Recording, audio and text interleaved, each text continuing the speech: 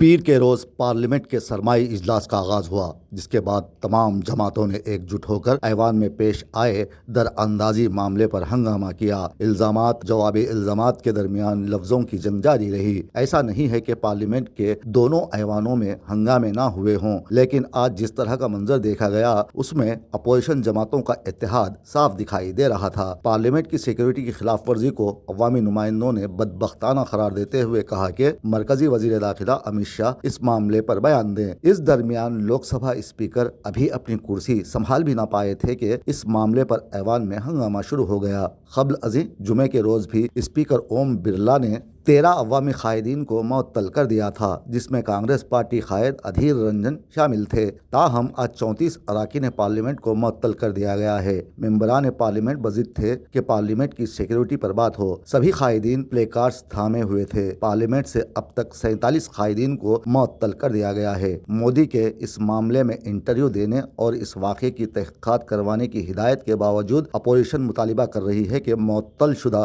अरकान पार्लियामेंट को बहाल किया जाए। इस मौके पर अवामी कायदीन को प्ले कार्ड्स थामे एहतजाज करते देखा गया। हाँ, सब सारे नेता सस्पेंड। हाँ, मैं भी सस्पेंड हो चुके हैं सुबह से, और कई दिनों से हमारा मांग बड़ा सीधे मांग कि एक तो ये कि हमारे जितने एमपीज को निलंबित किए गए उनको बहाली हो, और सदन में आकर हमारे गृह मंत्री एक बयान दे। जो बयान सदन की बाहर रोजाना देते हैं, टीवी की सामने बैठ के सारे देशवासियों की सुनाते हैं, उसमें से कुछ सदन के अंदर आकर वो कहे और हमारे सबको और देशवासियों को अवगत कराएं कि अगले तारीख में सदन के और इसके साथ साथ देश की सुरक्षा के लिए सरकार क्या क्या कदम उठा रहे हैं। बीच में मैं ये भी सलाह दिए थे कि राजनाथ सिंह जी डिप्टी लीडर है सदन की, अगर हो सके सारा विपक्ष नेताओं को बुला के आम सहमति बना के ये सदन चलाने की कोशिश करे। सदन चलाना सरकार की फर्ज बनते हैं, और सदन चलाते समय लोकतंत्र के मुताबिक विपक्ष को साथ में रखना जरूरी होते हैं। विपक्ष को कॉन्फिडेंस में लेते हुए सदन चलाना हम लोग वाजिब समझते हैं, और ये शोभनीय भी है। लेकिन आज की सरकार तानाशाही की चरम शिखर पर पहुंच गए हैं। उनके पास बहुमत है, और बहुमत की साथ साथ बाहुबली की डंडा घुमा रहे हैं, और सारे सदन को जैसे कि अपने पार्टी ऑफिस के मुताबिक चलाना चाहते हैं।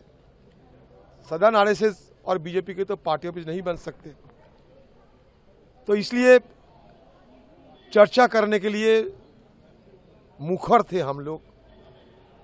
और आप लोग शायद ये देखे होंगे कि जिस दिन से सदन की शुरुआत हुई, पहले दिनों से, एकदम पहले दिन से हमारी तरफ से बिल्कुल और भरसक मदद हम लोग किए हैं ये सरकार को, साथ साथ सदन चलाने को।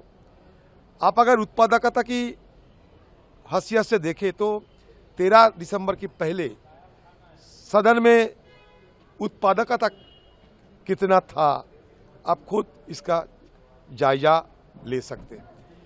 लेकिन यहाँ लगता है कि टीवी में बोलना, बाहर बोलना, ये सरकार को और सत्तारूढ़ पार्टी के लोगों को, चाहे वो पीएम हो, एचएम हो, जो भी हो, उनको आसान लगते हैं, सहज लगते हैं, लेकिन सदन में आकर खड़े होकर कुछ बोलने में वो डरते हैं। इसलिए उनको ये लगा कि बहुमत की बाहुबली को डंडा घुमा के सबको ठंडा कर देंगे, विपक्ष की जुबान को बंद कर देंगे, तो इसलिए वो ये करके दिखाया। वो गिनती में आते नहीं, बहुत सारे, सभी मान लो कि विपक्ष में और कुछ बचे हुए मुझे लगता नहीं। कम से कम सारे लीडर जो हैं, सबको, सारे जो लीडर है, मैं भी सारे लीडरों जो हैं विपक्ष की पार्टी की, सबको सस्पेंड कर दिए हैं। सर, प्रिविलेज कमेटी को भी वो तीनों के लिए जो मतलब वो पीठासीन के नजदीक चले गए, तो तीनों के लिए, हम सब के लिए नहीं, तीनों के लिए हो। ठीक है सर